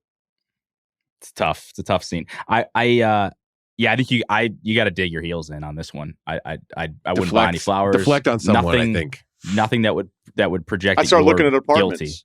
Guilty. Leave the search tab open. Studio downtown. Yeah. I'd be pissed. If my wife were actually this mad at me. I can understand. Like, you kind of screwed up when you got in the car and she's like, how was the bachelor party? Okay. So your buddy really screwed you on this. All right. It's really lame. And granted, you're day drinking, festive, but there's one guy out of that group, probably two out of the group of 12, that's just, I just hate that guy. I hate that fucking guy that's like, oh, I'm going to send this to my wife, because the wives don't care, because now it's public domain. It doesn't matter. Like, oh, now you should know. This is a good week Right. of conversation they just drummed up here. Yeah, that's great. Right. They don't care about you. They don't care about your marriage. They don't care about your feelings. It's content. All right. So whoever did this is the guy that you should be like. I would never be friends with that guy again. I would never be friends with him again. It sucks too, because I don't know that I blame your wife necessarily. I mean, it's you embarrassing. should have said it in the car. Yeah. When she picked you up and said, how was the bachelor party? But again, you didn't know. You're in a funk, 27 years old when the pain starts to kick in. So, you're coming back from Cabo, maybe a little sun poisoning. Like, who knows? Like, you're just not in the clearest state. You don't want to be flying. Yeah, but it's also, you're jet. also not going to lead with like, hey, you'll never believe it. But, yeah, but you had to tell her. If you kind of had to tell her, but he doesn't know, and he's in this gray area of humanity. So yeah, I don't know, but like for her to be this immature and get this mad at you about this, and I can understand like the friend group, the content thread. Oh my God! But you were totally respectful. You were beyond respectful. You couldn't. It couldn't have been more obvious that is actually something that you didn't want to be having happen based on what you told us about the video and the entire thing. So yeah, I think it shows like a ton of immaturity on her end that she made you sleep in the guest room. I think you just got to wait it out but don't give an inch, and just be like, when you want to have a respectable conversation about this, let me know. But like, I'm not apologizing. I didn't like do that anything terse. wrong. I wouldn't wait Stern. too long though. I wouldn't wait too long. Okay, so how would you handle this? Is this like a 4 days thing? Like that's Kyle, you're this guy. Wife picks you up. How was the trip, honey? Vegas was fine. And then boom, how would you handle that going back to the casa? if we're fast forwarding to I'm in the guest room and I know this is where we're at, right? I think I'm game planning all night. I'm thinking like, I'm not doing the flowers. I'm really just coaching myself up to keep my tone at a level, to not yell, to not get too defensive, but I think like come up with the real story, be prepared for her overreactions and not overreact back to it. I think that's my Johnny's full court press right there. And then I think it's really just, I need to have the line that draws this horrible thing to the guy who I'm putting this on. What's the guy? Who's the guy? I think maybe I'd spend all night trying to think who that guy is. He doesn't seem like he knows who the rat is, but there is a rat. So maybe that's not the most important thing, though. You know what I mean? Like, but I need to deflect it. Why this whole situation happened? That's a deflection. That would be your move. But no, the deflection is why it wasn't so bad, and then also I didn't want to be there in the first place. Like, there's a group of dudes that the reason that I didn't pick Cabo. Okay. That happened. Also, I didn't want to go up to that spot on the beach, but that's where everyone was. And I certainly didn't want to call out to this woman saying the hall pass thing. And that was Darren. And, him and I don't know if we'll ever be the same. I don't know. I think I would just be finding a way to, but then she's explain what she's worried about. Say, I know that this sucks. I'm embarrassed too. And also Darren sucks. Yeah. My fear though, if you're saying like, hey, I don't know if I can ever be friends with that guy again, that her response is going to be, oh, you're more concerned with your, like, she's just going to outmaneuver you here. She's going to be just tacking on every turn here where you're like, okay, well, that's not what I meant. And she'll be like, oh, the priority is your friendship thing. Look, it's a bad answer, man. It's a really bad answer that you picked Bonnie Blue. Okay. Because as soon as the women, we're going to figure out what her deal is and what the headlines have been with her right now, that wasn't going to be a win. You're a scumbag. Yeah. Not one woman in that. There's probably a dude at that dinner was like, are you fucking the dumbest person ever? But he's not the dumbest person ever. He's obviously very smart because of just the structure of that entire email. That's like probably one of the best emails we've ever read. But yeah. I think the overriding thing here is both what Ceruti and Kyle said is that, you're so in the right here. The dumbest thing that you did was say her name at the dinner party. Okay. And the likelihood should have said Kevin, dude. Right. What does that mean, by the way? That was the who would you do? Remember that who would you do game when they're all in the office and they're all standing outside?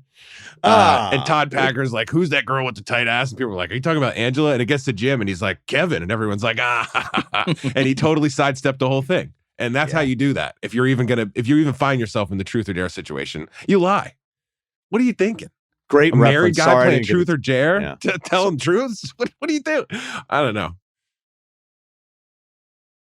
I feel like you're allowed to say a name. You just can't say that guy. Yeah. But you have to. I mean, again, this is where everybody's like, oh, the non-married guy is telling us how to do it. But I do think it would be, hey, I understand that it probably wasn't a great text thread, but like, how guilty do you want me to feel about this? Because I didn't do anything. Right? Like, how guilty do you want me to feel about this deal? Tell me what you think I should do. But do you think that was fun for me? Like, I was put in this incredibly awkward situation. My friends are pushing me to the circle. Like, you can almost like guilt trip her a little bit into like how you're not even thinking about how awkward this was on my end, trying to have to confront the situation, weasel my way out of it. Because Kyle, you said like, oh, you chickened out. I don't think you didn't chicken out at all. You just got out of there, which is the right call. Yeah. I wouldn't give it inch, but I don't think you can wait too long. I think if it stews too long, the wall might be a little too high for you to climb over. So I would. Maybe tomorrow. Can you figure out though what context? Like was this video just sent to her and was like, hey, look at what's his whatever was with Bonnie Blue and no other context? Like, did the guy who sent the video did he give any context to his girl who then gave context to your girl? Like, do you know anything about that? The content is too good. Like, no one cares about anyone's feelings in this moment, and it's this texter. But I mean, ultimately, like it's coming back to you. It's. You got a bunch of dudes that are going to that could vouch for you. Be like, dude, nothing happened. We're just messing around. Oh, the bachelor party group. The 2 days after we made fun of him providing for the answers that helped their buddy. Though I mean, I don't know if he that didn't helps. do anything. Yeah, that's true. But I just think it from her perspective. It's like, oh yeah, great. Consider the source. What if we're completely misunderstanding the closing of the email and that she's embarrassed that he looked like such a simp? And that he wasn't cool. That's what it is. Right. Like, no, you guys read this wrong. She was like, how did you blow your opportunity? Yeah. All right. A quicker one here. Dominated by old lady in the customs line, 23-58180, player comp Xavier Simpson, if none of the hook shots fell. Apologies in advance for the long email. This one is not long, man. It's funny. The people that apologize for the long ones, they're usually never long. And the people that never apologize for how long they are are the longest emails. Went on a trip with my family last summer, a week in Switzerland, starting in Zurich and hitting Lucerne, Zermatt, and Interlaken. Bonus itinerary review. By far, the low point of the trip was the customs line upon landing in Zurich. Got off a red eye from Boston to severely backed up customs situation. Took about 20 minutes to walk to the back of the 5 to 6 person wide gridlock line, all the way, all along the way, basking in the condescending looks of the people, taking solace in the fact that we had more time left in the airport than they did. We had made slow and steady progress. We're probably halfway back towards customs when a seemingly harmless woman ducked under the rope right next to me, cutting roughly 1,000 people in line behind her. I was put off slightly, but didn't think much of it because I was right in front of some stairs and she looked around 70. So maybe it could have been a risk avoidance decision rather than convenience. Sure. I love that he was hoping that maybe it wasn't what it really was. She offered an innocent smile, and I assumed she'd fallen behind us when the line shifted again. Little did I know, she was very much on the offensive. She stuck on the inside of the rope and got right on the back of the person in front of her. By the time the person moved to turn around and look who was breathing down their neck, she was past them. Every time the line shifted, she ate up as much space as available to her, waiting for this hole to open up and getting north-south very efficiently, passing anybody who dared take their arm off the rope, thinking Le'Veon Bell circa 2015. That's right, the hesitation and then find your hole. Hit that hole. Remember when he was like, I'm kind of like the Steph Curry running backs? Except he wasn't. By the time we got to the front, there were probably close to 50 people between us and her, with the worst reaction she got along the way being a couple dirty looks and loud sighs. Should I have said respect something? Game, dude. You got to respect that game. At her no one age, said anything. has she earned the right to do this? Is everybody in that airport that let her pass, most of all myself, a bitch? Or are they the bigger person for not starting shit with a selfish old woman over a couple minutes in line? The thought of her thinking that she's winning in this scenario enrages me as it relates to the general trend of people thinking the agreed upon social rules don't apply to them. Please provide any thoughts, insight, and help me sleep a little bit better. Hey man, been there. I think any of us that are, you travel enough, you're going to see this kind of stuff. And it makes you so mad. I remember leaving a wedding.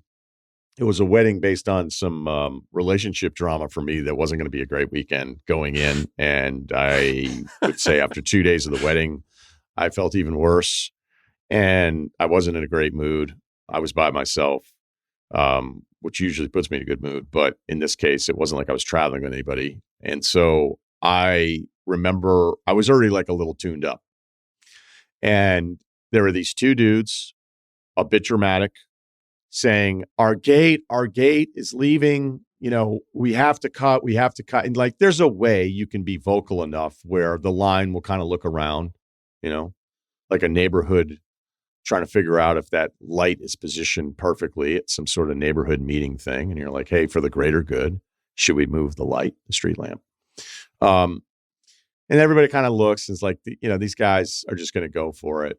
Right. And, enough of us have been there. Would be like, it'd be really nice if the 12 people going through the security and taking out the laptops, if they could just let everybody, could you just let me go? Because there's a really good chance I'm going to miss the flight. And it'd be nice if, like, in those moments, it all worked out. Right. So these dudes are losing their shit. Everybody's kind of looking around and we're like, all right, whatever, do your thing. And so I make my way through security, the whole deal, get to the gate. Guess which two dudes are sitting there with coffees? Oof. Same gate. They're on the same fucking flight. There was plenty of time. But they wanted to make sure, because their thing is that they're more important. And that should enrage all of us, unless you're one of those people. So, and some people just look at society as like, how can I continue to take advantage of all this stuff? Clearly the age factor is going here as well. I also think there's kind of like a home game thing for when the person's returning to the country that they're from, that they think everybody else is just an asshole and supposed to get out of the way.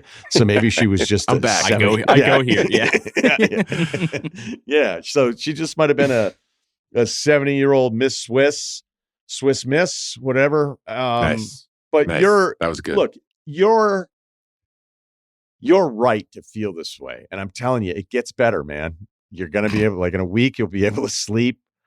Do you really want to start arm barring and boxing out Kevin Willis, but she's 70? Like there's a line that even I think I'd go, okay, well, I'm not going this far. You're supposed to say something. It's always a good one. You just let it happen. Oh, but you're going to go. Oh, but you can go. I love the out loud passive aggressive. Just an out loud. Oh, no, but you can cut everybody. You should do it. And then maybe it makes you feel better that you've acknowledged it, even though she's going to get away with her little game. And it might stick. It might rattle around the back there if you don't stop her and get anyone else involved. She might be numb to it. Dart. Man. Yeah, probably. I don't know. I don't want to make waves in another. I don't even want to make waves in Utah, dude. Like, so I can't imagine like being in, What does that mean? I don't know exactly what it means, but I think you know what it means. I just don't. Just watch American Primeval recently. I don't want to do anything that could be considered, ruffling feathers. So I can imagine in the customs line when you're almost through. I've only really been to Jamaica and Ireland and Utah, but I don't really like. I haven't really like stepped outside of, the country. I know Utah's in the country, but like, I don't really remember what that's like, but I imagine customs is the last point before you're like, all right, cool. You made it. Have fun. Leave when you say you're going to leave. So I don't know if I would want to like roll the dice at that point. If the hard part's over, pretty much over. So yeah, I probably wouldn't have raised hell, so to speak. I think you just got to let 70-year-old women. It's just what's the end game? 70? Yeah, I don't know. Is that how old? About 80? Old people certainly get points. They certainly get points. 70, she knows what she's doing. 70's not like. There's plenty of normal stuff that you're doing at 70. I agree, but yeah, I mean, there's an old 70 out there. Life Correct. alert everywhere. And I don't know. So you get to cut the line. No, I don't think so. But I just don't know how you handle in the that. morning. I just don't know that that's the fight I'm fighting. Yeah, I don't know how I would handle it as if it was those two dudes. that you Okay, and said. by the way. No, that's a good point because this is also one of those like in the moment versus everybody with the chance of Monday morning quarterbacking. Running it back in your head. Right. Yeah. Here's what I would say. I think we can close here. Prepare yourself for that moment. That's all. Have a script ready. Yeah, I don't think you need. Yeah, what do you like? Practice in the shower. Know what you like. Yeah. Yeah. Think what's going to work in that moment. Think about what's going to make you feel better. And it's not preventing her. I mean, if a person's just going to, especially a 70-year-old woman, she's just going to cutting through everybody. Like, you're not going to get to the point of like physically restraining her. Nobody's signing up for that, right? But work out a little script. Even write it down. Download Final Draft. Interior day. Busy customs. Fire up ChatGPT. Like, a child runs away from a screaming parent. Says you're going to be left in Switzerland if you don't come here, right? You know what I mean? Like, just be ready. Have your line ready so that maybe next time, because I know what you're going through right now. Like, that person dominated you, but they dominated a lot of people. They didn't just dominate you. Right. That's Right. Keep that in mind. Yeah. You shared that loss. That, win share, loss share for 48. Mm-hmm. Right? It's not even that bad of a number for you. No. Yeah, divided amongst hundreds of people, you're all right. Yeah. Barely registers. It's like Scoot Henderson rookie year. Don't even worry about it. All right. That'll do it for Life Advice. Jonathan Frias, Kyle, Steve, and Wargon.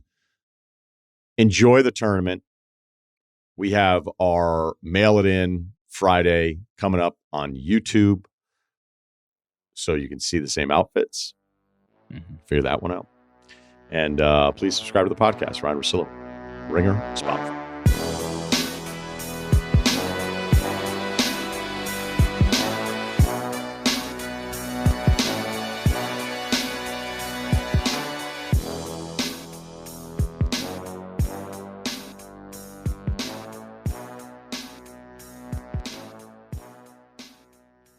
Must be 21 and older and present in select states. For Kansas, in affiliation with Kansas Star Casino, or 18 plus and present in D.C. Gambling problem, call 1-800-GAMBLER or visit rg-help.com. Call 888-789-7777 or visit ccpg.org/chat in Connecticut or visit mdgamblinghelp.org in Maryland. Hope is here. Visit gamblinghelplinema.org or call 800-327-5050 for 24/7 support in Massachusetts or call 1-877-8-HOPE-NY or text HOPE-NY in New York.